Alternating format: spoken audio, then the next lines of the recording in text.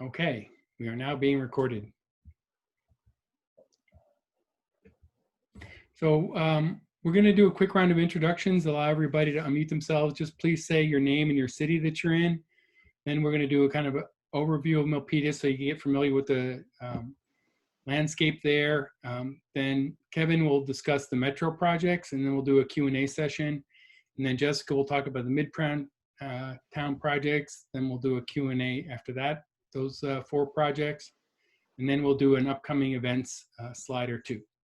So hopefully everybody's game with that, and give me a thumbs up if you're on screen, if you're ready to go. Okay, Jessica, all right, we're ready. So off we go. Oh.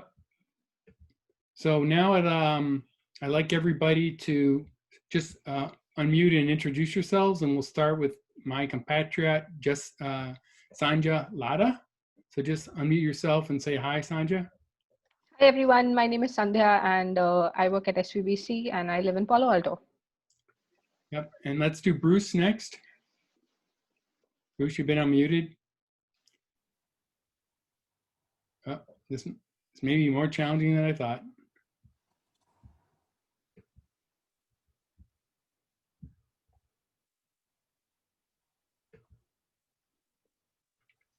Got it, everybody. Go ahead and unmute yourselves so you can be ready when I call on you. I'm setting everybody up to be unmuted. Bruce Donahue, City of Santa Clara, BPAC. Thank you, Bruce. Julia?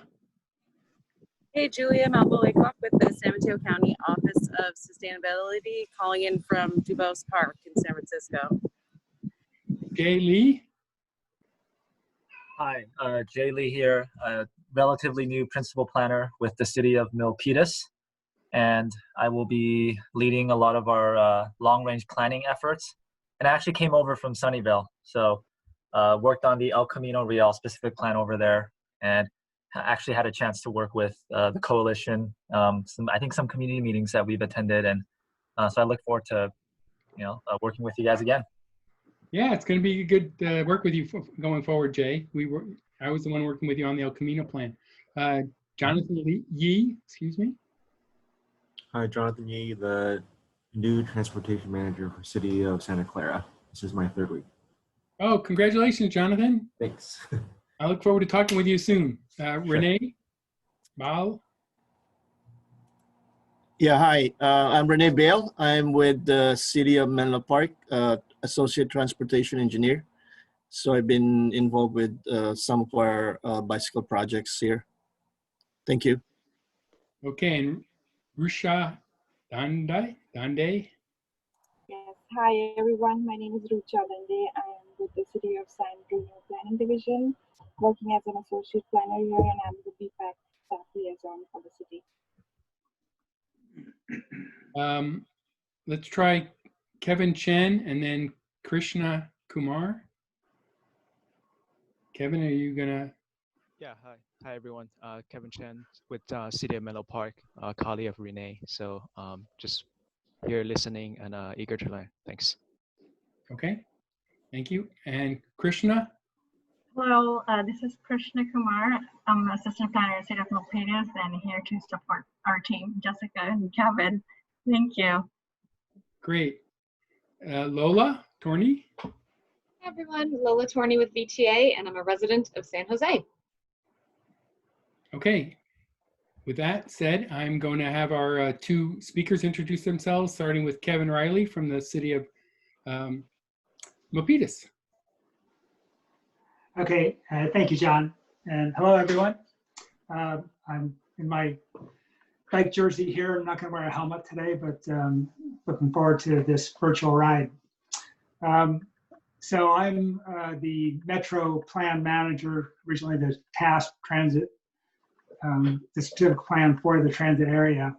And I basically am helping to manage the overall plan, the contract. We have Urban Field Studio doing that work for us. And so my job really is to make sure things keep moving. Jessica? Hi, good afternoon, everybody. Thank you for joining us. And thanks for being interested in what's going on in Milpitas. We have a lot happening. I'm the planning manager. I've been here since about May of 2017 and came from San Mateo County Health System. And before that, I'm a native of Colorado. So it's been a pleasure to work in Silicon Valley, and I'm delighted to share with you a little bit of information about what we're up to. Great. And would you give us the kind of the Milpitas overview that we have the city tour slide up? Sure. So as you can all see, and hopefully, I know it may look a little bit confusing. We're gonna take you on a bit of a tour through kind of the central area of Milpitas.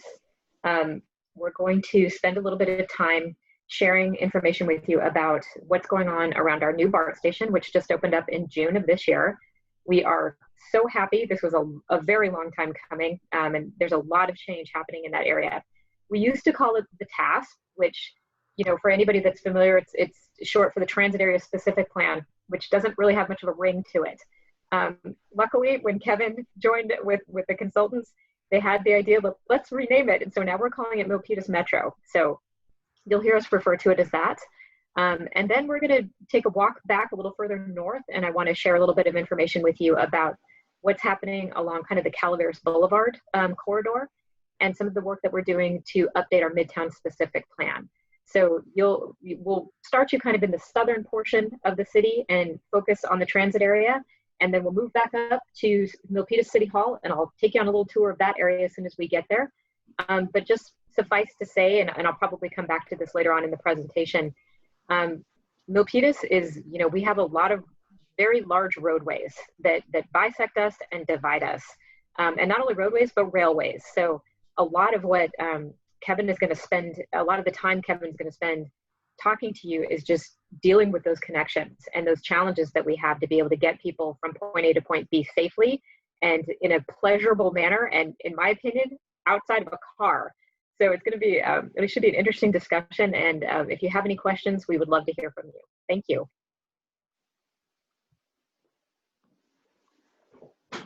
Okay, let me take over, I guess, on the metro projects. And as you can see on this map, we're really looking at the kind of the southern end of the city.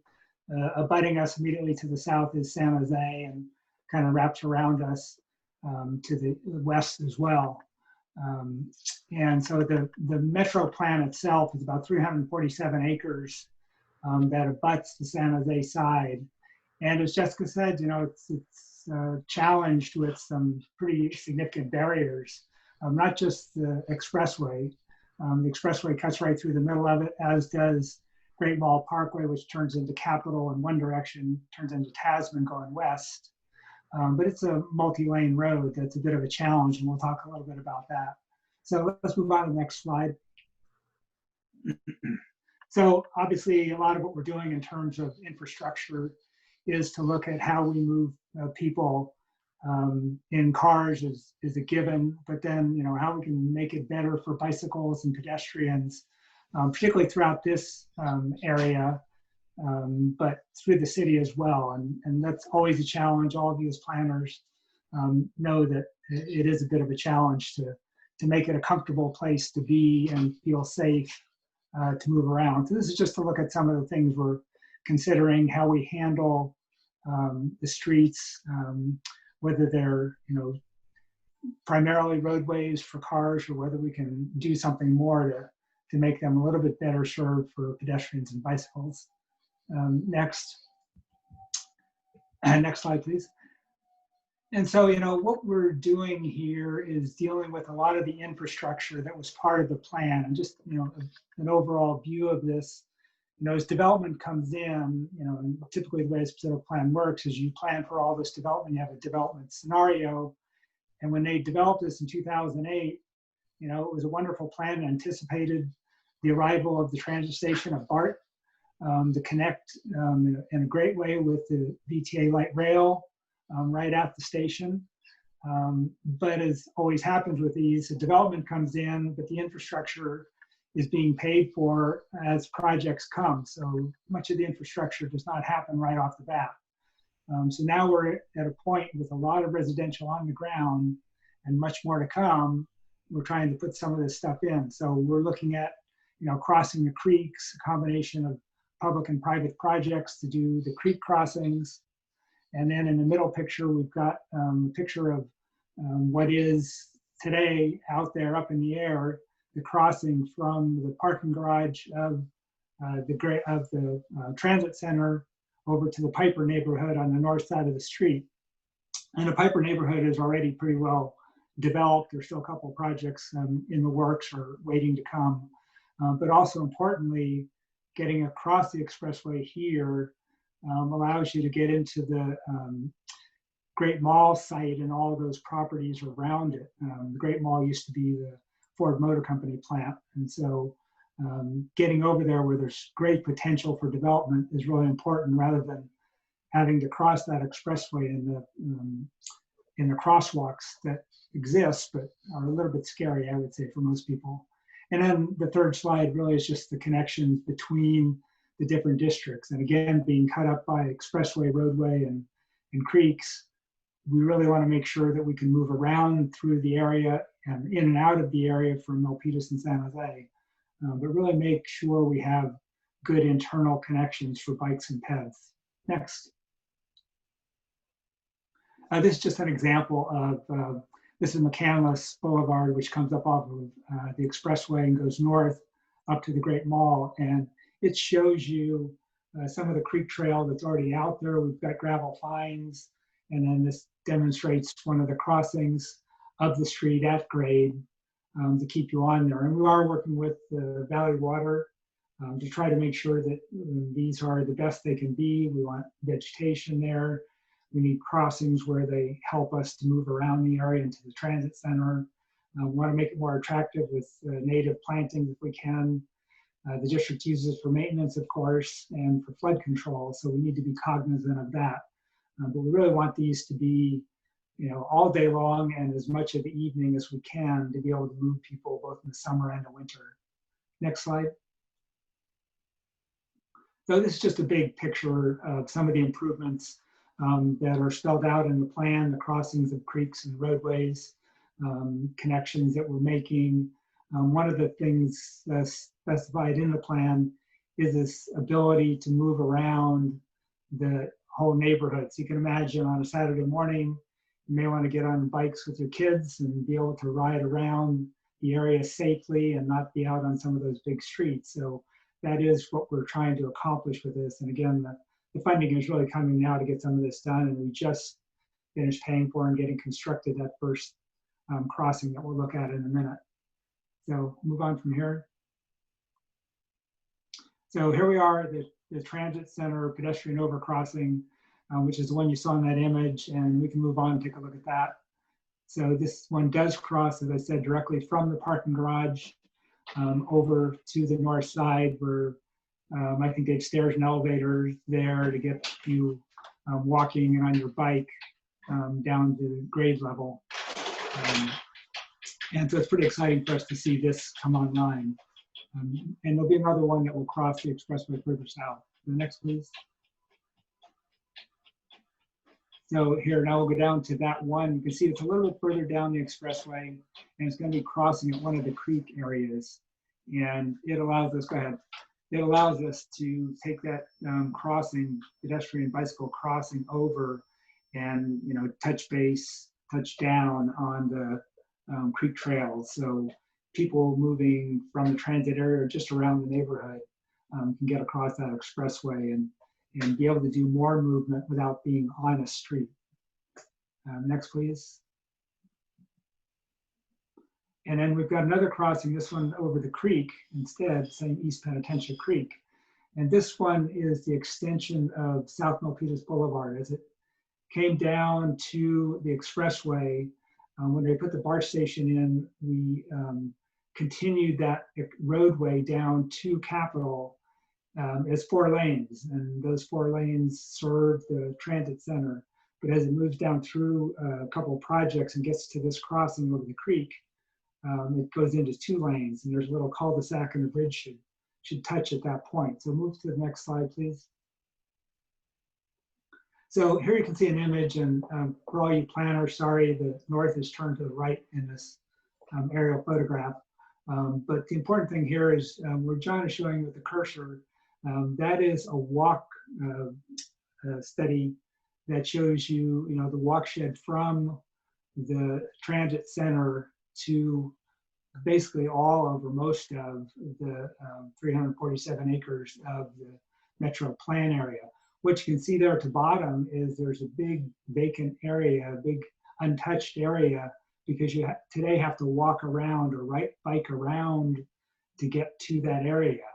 And so the bridge that we're talking about on the right-hand photo there, where you see the new public park and streets, to the right of that is the South Milpitas Boulevard extension, and that's where the bridge would cross the creek and we would make connection. The original plan had all streets going through there, and I think the only question in my mind is whether they really need to be streets or whether they could be bike and pedways only, but we're still working through all of that and seeing what our commitments were to the original plan and how we best serve that neighborhood.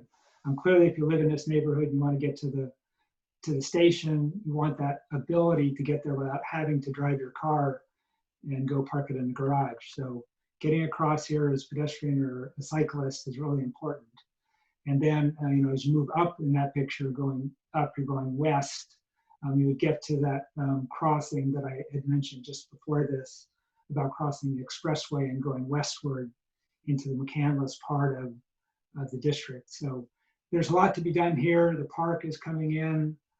We purchased the land for the roadways and parks, and we need to tie all this together. And there's a lot of development now going on, residential development here, that I'm sure is hoping to have a better contact with the transit stations, transit center. So next slide, please. This is just an image that shows you the concept of the trails as parks. To the far west of McCandless Park, it's about a 4-acre park that's under construction today. But over to the right, in the lighter color, is the parkland that I was talking about. The parcels we purchased for the connections, be they road or ped. I mean, in any case, there'll be pedestrian and bicycles included. It's just a question of whether and how cars would get through there from South Milpitas Boulevard.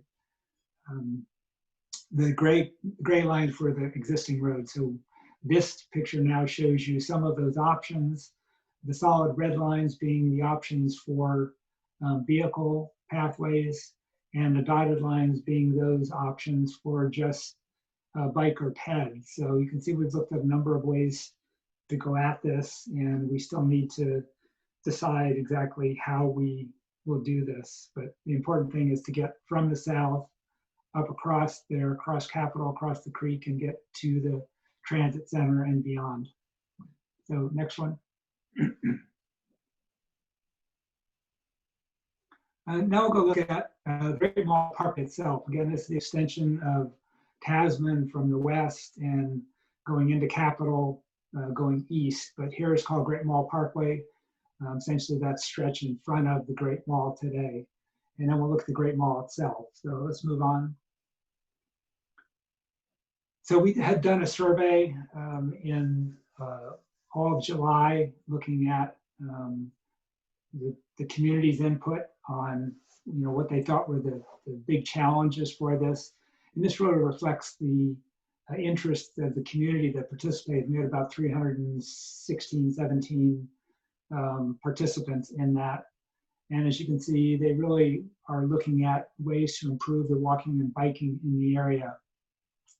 And I think that's clear. That was the promise of this plan back in 2008 when it was put together. And we certainly want to carry that forward and reinforce it as we move through it as a metro specific plan. So this is what we're trying to achieve, trying to satisfy some of these interests. Next slide, please. So here's a section showing existing Great Mall Parkway. We're looking westward.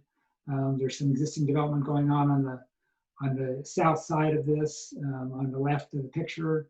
And then on the north side, you get into the Great Mall area, where we do anticipate more buildings of similar bulk and size to come in there. And the challenge here is, as this is a significant AM/PM peak roadway, we want to figure out how we can make it more pedestrian and bike friendly. Granted, it's a wide road and it's got the overhead for the light rail in it, but that's not going to stop us from trying to make this as pedestrian and bike friendly as we can make it. So it's basically a city jurisdiction and the roadway here, but VTA also has some jurisdiction because of their overhead rail line. And so we'll need to work together and figure out what we can do to the lanes here, try to keep the traffic flowing when it needs to flow, but be able to make it a more comfortable place for bikes and pedestrians to be on either side of this roadway. And then of course to get across the roadway. So there's a lot of work to figure out this and satisfy all the interests, but that's kind of what we're working on right now. We were just to council the other night expressing to them our interest in finding a good solution for this and satisfying all parties on this one. Okay, so move on to the next one. These are some of the typical things that you would see. I think you're probably all familiar with the ideas of the protected bike lanes and creating frontage roads as ways to separate some of the high-speed traffic from the slower traffic that you want to be a little more engaged with what's happening on the side of the road, be a little more friendly to the bikes and pedestrians that can be there. So in this concept that we have of Great Mall Parkway here, we want to try to introduce what we can within the existing roadbed that we have, and also recognize that the overhead is not a detractor. We don't see it that way. We see the overhead light rail line as an opportunity. We can do some creative artwork, we hope, working with VTA, and make this really kind of an exciting, interesting place to be, to walk through, to bike through, to drive through. So that's one of our challenges. So moving forward to the next slide. And now we're to the Great Mall. And the Great Mall is about 1.3 million square feet of space. We don't know whether it will stay in the form it is. We all know there are challenges in retail today, but the Simon company that owns it, has done a pretty good job. They're feeling pretty confident about it right at the moment, but it's 99 acres of land, and depending on what happens with malls and what you're seeing out there happening with malls, there could be a lot of change happening on this site as well. So that's possible, and when we look at it, we say, well, if we do change it significant, or even if we don't, we see some ways to get through this, or can be enhancements if we were just to add residential to this site. It provides us much of the housing we're going to be facing with the new arena housing numbers. So there's a lot of opportunity on this 99 acres. And one of the things that it does, and this is about I think it's about 0.6, a little more than half a mile from Montague up to the north side of the site. It's an opportunity to make a kind of a shortcut through here. If we had a great way to do this, to get through and up to Main Street, which Jessica will talk about in a minute, but that main drive through there, you can imagine housing on either side of it. Maybe the retail, if some of the malls taken down, is done in more of a downtown kind of a pattern, a little more urban pattern with green space and smaller city blocks. There's much potential on this site, and part of our planning now is figuring out just what we think that potential could be. And as I said, we're working with Simon Company, who developed many kinds of properties, and they've done a tremendous job on properties all throughout California and elsewhere. So we know that we have a partner here who can do a lot depending upon where the market takes us. So, this is an important piece of what we're doing today. So we want to activate all of this that we can and make it a comfortable place to walk, bike, be. Next, please. And so I think right now we'll turn it over to any questions you might have of me or Jessica about the metro area. And then we can move on to the rest of the tour. So I'll leave it at that. And this is just, sorry, go ahead, please, John. I was going to say we have 4 questions in the chat, so I'll just relay them quickly. Sure. Julia wanted to know why you can't do an at-road crossing of the Montague Expressway. Well, we do have at-grade crossings, and they're generally crosswalks. I imagine you could do it at the creek where we pointed out the future overhead bridge. Right. You'd probably need to do a hawk or something like that, one of those traffic control measures to be able to get people across it. But I think, from a resident perspective, particularly, my example of somebody out for a ride with their kids on a Saturday morning, even a hawk or something like that just doesn't feel as safe. And so I think it inhibits some people to think about crossing such a barrier as an expressway at grade with those cars. And there's some curves here that, make the slowing down a little bit trickier. So going overhead, even at the cost, seems like the right way to do it. And just to briefly step in here, if you haven't been down to Milpitas, and this is one of the barriers that we have of not being able to actually be on bikes down here, Santa Clara County is infamous for its expressways. And we have 2 major expressways that go through this area. And I just can't really impress upon you how fast the traffic moves, how wide those streets are, and they are not friendly. So, I really encourage you to go take a look in this area and get a sense of it. It's not as simple as just creating a crosswalk. These are very complicated streets. Yeah, they were built for cars, and they make cars very happy. The next question was, how are you planning on funding your projects? All these projects are funded.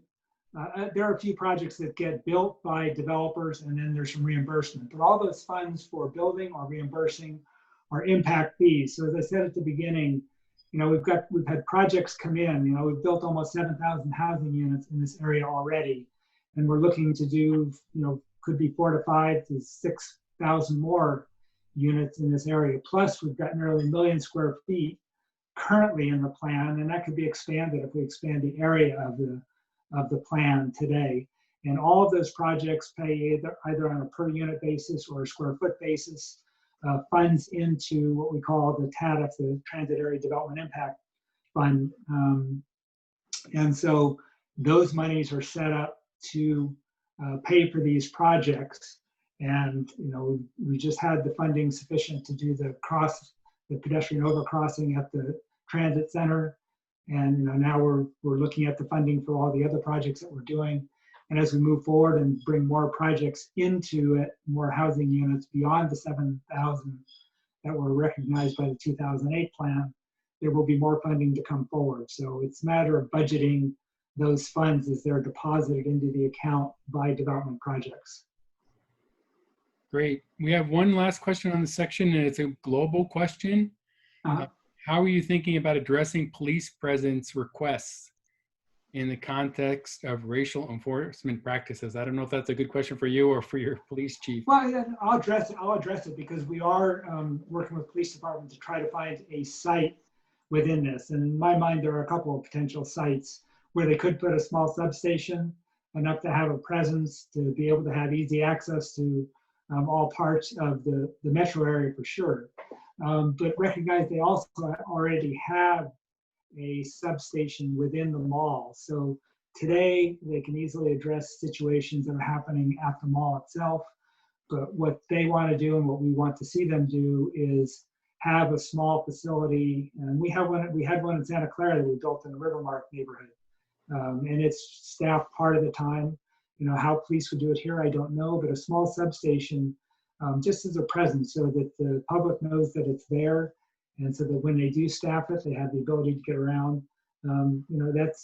That's there for public safety. And, it is something that we are planning for. And we just need to figure out what site works best for them and how we can make that happen. I think they already have some funding for that, even separate from the TADF account, the Transit Area Fund account. So, we'll be looking at finding that place to put it on the ground. And if I can just jump in really briefly and kind of address the racial context that I think was implied here. I do just want to say, our police department is really focused on, community-based policing. They have a really good relationship, I think, in general with our community. These are conversations that every city needs to be having, and I really hope, we've heard some comments when a lot of the Black Lives Matter movement and was really in full swing earlier this summer. I encourage people to keep reaching out and keep trying to find solutions so that we can find the balance between what is a safe community and when are people being inappropriately targeted and profiled because of the color of their skin. And I just want to give credit to our police chief. He's very focused on this. He's very committed to representing our entire community, regardless of any of those characteristics. And when people protest, we need to be listening. Yeah, I'll agree with Jessica on that. I think our chief really does a nice job of being engaged and knowing what's going on and being responsive to the public in the city. All right, are we ready to move on? That's the end of the questions for that section. Okay, here we go. Yay, so now we're on our next leg of the tour. And so I hope everybody has a chance to have a drink, take a breath, because I know we've been riding. I really hope everybody gets a chance to get out there, especially when the air quality improves. It looks like it's getting better. So let's keep our fingers crossed that these fires start slowing down. So in general, what we're going to talk about, we've got a few sites left on the tour. I wanted to just reorient you towards a little bit further north in the city. We're going to start at Milpitas City Hall, and I'll just share some, you'll see an image. I'll talk a little bit about it, but it's really primarily for context so you can see the relationship and the distance between City Hall and the transit center. It's about a 2-mile ride. Well, 2 miles, whether you're riding in a car or you're walking, whatever. It's so very, very interesting characteristics. I will again, and for those of you that aren't familiar with Milpitas, and admittedly, I wasn't until I started, the area that Kevin is working on used to be industrial. It was primarily industrial. Those roads were built a long time ago. Those uses were designed to be industrial in nature. So you see really competing land uses. And as we are integrating and changing the context of these places to start having, accommodating high density residential and mixed uses, sometimes you're next door to manufacturing plant or a former facility that we're still waiting to change. So, Milpitas is a city that's very much in transition, and a lot of things about it are going to look different even 5 years from now. So we'll start at City Hall, and I'll give you a little bit of context, and then we'll run down Milpitas Boulevard, and then I'll show you some areas within Midtown. So just looking at this image, you can see this is City Hall just from basically looking up from Milpitas Boulevard at the Calaveras Boulevard interchange. I'm not kidding. This is probably one of the most intimidating intersections that we have in the city. And I would argue probably throughout the county. It is not pleasant. These signals, we carry a lot of traffic. Calaveras Boulevard is a state road. It's owned and maintained by Caltrans. And so that interface is very unpleasant. It's a hostile place. And we're sitting right at the corner of it. So it's very interesting. I sit in my cubicle and hear the traffic outside, and it can be terrifying at times. We've seen a lot of collisions, a lot of cyclists, a lot of pedestrians that really put their lives in their hands when they choose to go through this intersection. So it's a place that we need to be focused on, and we have serious resource constraints in how we're going to address it. Next slide, please.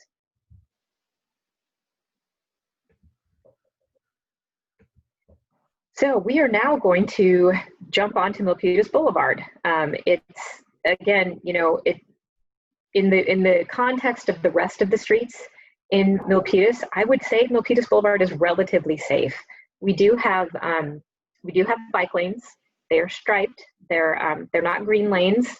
They're not especially wide, but there is space for cyclists. And in the next image, as we go down, you can kind of get a sense of what it looks like. And Milpitas Boulevard hosts, again, a hodgepodge of uses. It was initially primarily intended for industrial uses. It's a bit of we have tech campuses that are down here. Flex has their main headquarters down here. We have View. They make all kinds of incredible types of technology for glass. We have a lot of startups down here. It's a really interesting place, but it's also, we have Kaiser, we have a badminton facility. There's some restaurants and there's residential. And so when you start to see how all of these things come together, we certainly have conflicts because we do have heavy truck traffic that travel on this corridor as well. Mostly, we do have sidewalks. I think there are sidewalks throughout the entire corridor. And when I'm on Milpitas Boulevard, I see a lot of people coming out of the tech campuses and walking. It's a great place to walk. We have nice mature trees. so really feels really shady and kind of cool in the summertime. But we do have a lot of other types of traffic volume that are going to be on that street, and it's only going to get worse. We have some developments that are coming soon that I think are going to increase that volume of truck traffic. And I always think about, how are cyclists going to feel, and how are pedestrians going to feel on this road, and are they really safe? And that's a good question. Next slide. So we are going to take you into what's considered Midtown.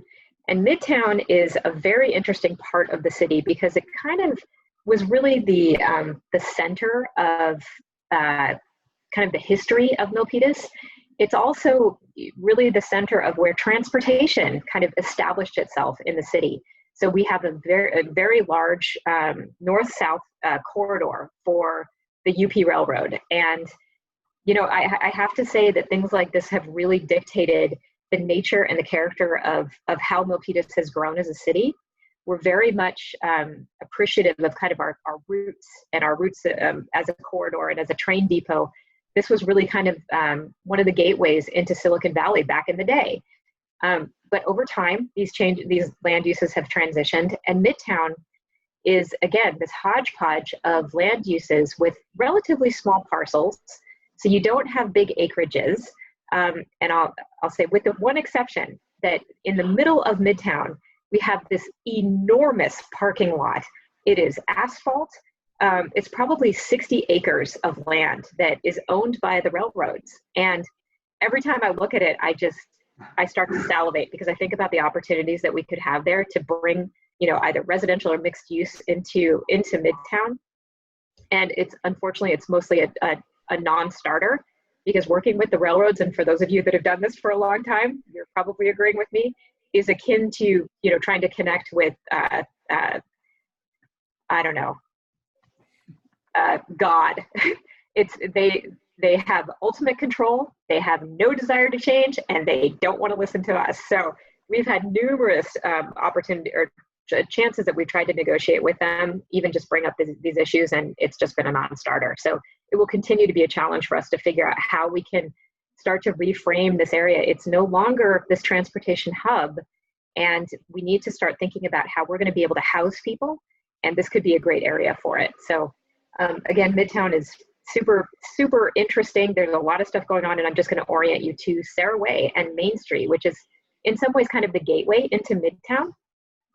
So this is looking east, and on the left side of your screen, that interesting looking place is actually, it's an Indian restaurant now, but back in the day, this was one of the original kind of buildings. It's a historic building in Midtown. And I think the only thing that's original to it now is the bar. But what it kind of highlights, and you can just see the different architectural styles. And I believe John is going to have another image where we're going to look. This is actually looking east. The other side is looking west, and no big deal. Same intersection. You just see it from different perspectives. So you kind of get a sense, when you looked in the other direction, there was a little bit more of a tighter feel.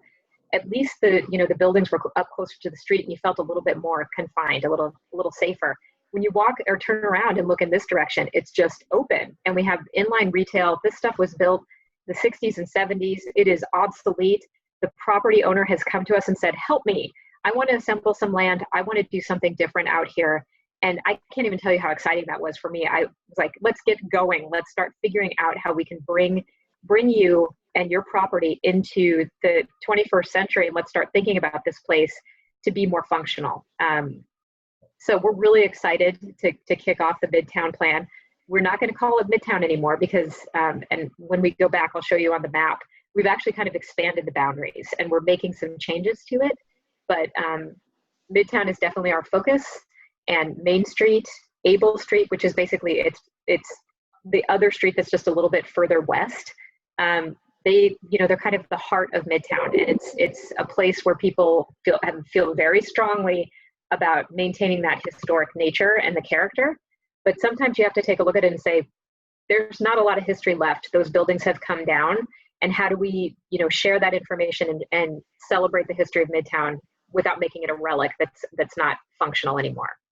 So as we move further west on Calaveras Boulevard, the Sarah Center is a shopping center that we have in the city. Again, it was built probably in the 60s, maybe 70s, functionally obsolete, basically inline, or not even inline, they're retail pads.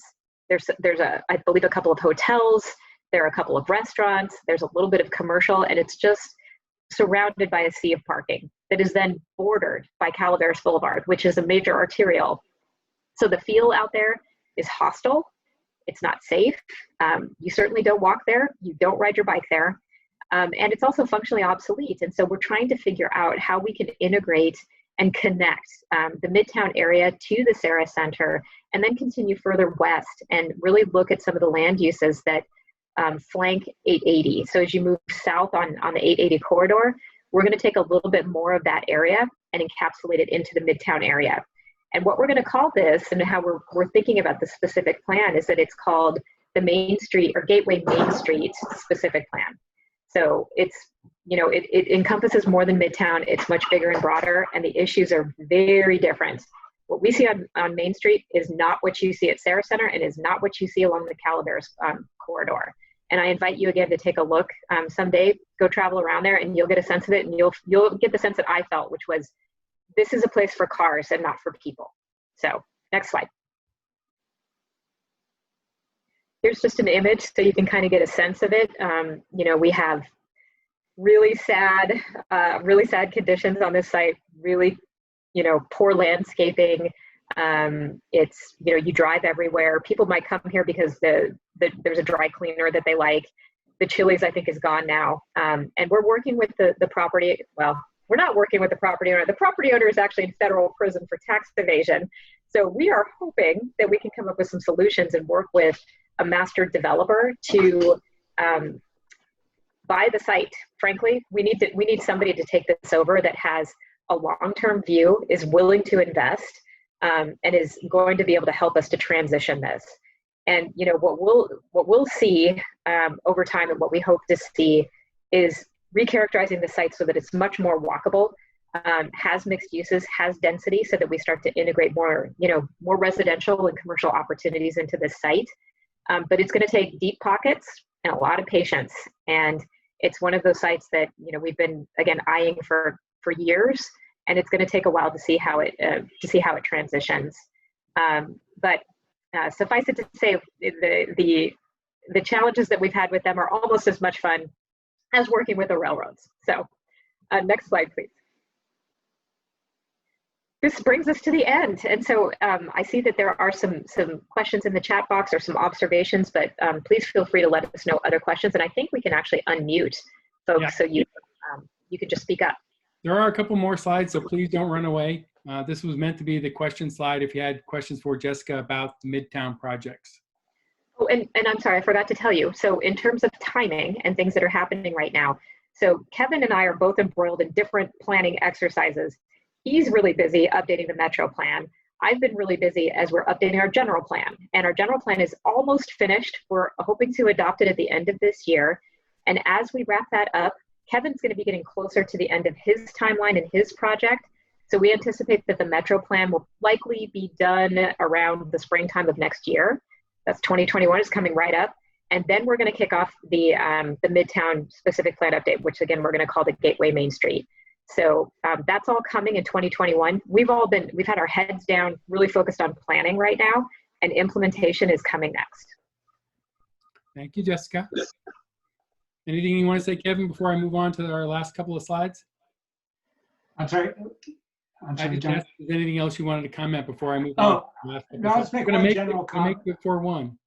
Yeah, I'll just make one general comment, and that was responding to Jessica's note about not knowing much about Milpitas. And I don't know how many people on the chat really know much about Milpitas. I was planning director in the city of Santa Clara for 10 years, spent my whole career in Santa Clara, and I never really knew much about Milpitas. I knew Steve McHarris, who was the planning director there once, and now is city manager, a few other planners in the area. But, it's really an exciting place, particularly now, as Jessica is bringing up. There's so much going on. It was sort of in a lost place because it had no connections other than a great mall. You knew it if you were there, but now with BART there and the convergence of BART and BTA's light rail, you know, it's coming into its own, and it's really exciting to be part of it. I'll leave it at that. Thank you, Kevin. It's always great to have people working for a city that are excited about it.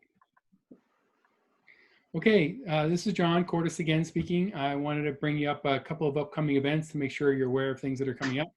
So the first one's the Silicon Valley Bicycle Coalition with the Mineta Institute did some polling on transportation behaviors, and we're going to be presenting that in a webinar coming up on September 24th.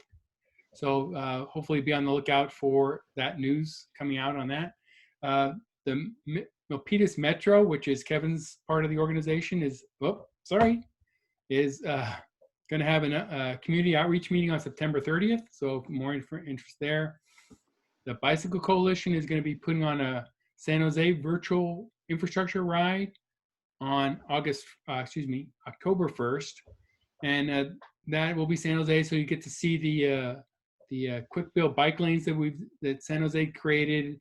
There's lots of very interesting infrastructure there. So feel free to go there. Also, Sanja's posted the link in the chat to the polling form data. So you can go sign up where you can sign up to get those tickets. I don't think we have tickets available yet for the virtual infrastructure ride, but those will be coming soon. The fourth item on our list of upcoming events is Silicon Valley Bicycle Coalition has created a tool to help planners decide which streets are most important for putting bicycle infrastructure on. And we call it the Network Priority Tool. So Sandhya will be giving an overview of that tool coming up on October 19th. So hopefully a lot of you will choose to attend that. We're really excited about this tool for helping people make better decisions about where you should be prioritizing to put a bicycle lane and what kind of bicycle lanes. I want to highlight two other ongoing campaigns we have. So hopefully most of you have noticed that the Santa Clara Valley Water District has now renamed itself Valley Water. And they have about 50,000 signs everywhere where a creek crosses the street that now say Santa Clara Valley Water District that they want to replace with signs that say Valley Water. So they've sponsored us to help get people out riding their bikes, looking for their signs so they can find them all. So you can go to our website if you want to find more data, and I'm sure Sandra will probably post a link to it here in a second on how to sign up for the Valley Water Great Sign Hunt. So it's a scavenger hunt. You ride around your bicycle, take pictures of the signs, and you can win prizes, including airline tickets. So hopefully they're good forever, but that's definitely going on now. So Bike to Work Day and was supposed to be in May. It didn't happen this year, and it's been replaced by Bike to Wherever month, which is the entire month of September. So we're halfway through. You still have lots of opportunities to get on a bike and pretend you're biking to work. And now, particularly if the smoke's gone, maybe a lot more people will choose to get out there on their bike. And again, you can visit our website, or Sandra may get the link into the chat on how to find out about that.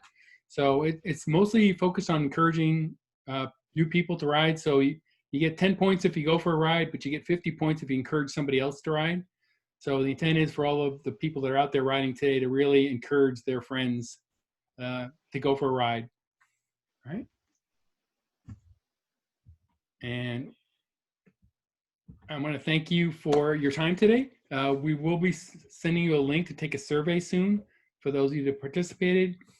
Please complete it today if possible while it's fresh in your mind. We will be posting a link to the recording of this event, so if you want to share it with people that couldn't make it that are interested in this topic, we'd appreciate that. And then with clearer skies this weekend, we want to encourage you to go for a ride. And I want to thank everybody for their participation today. And that's everything I had to share. So if anybody, please enjoy the rest of your day. Thank you all. Thank you. It's been such a pleasure. I hope everybody enjoyed it. And if you have any questions, go to our website. You can find my contact information there. It's on the slides. Please reach out. We'd love to answer any questions you have. But thank you so much for spending your lunch hour with us. Thank you. Great job. Thank you.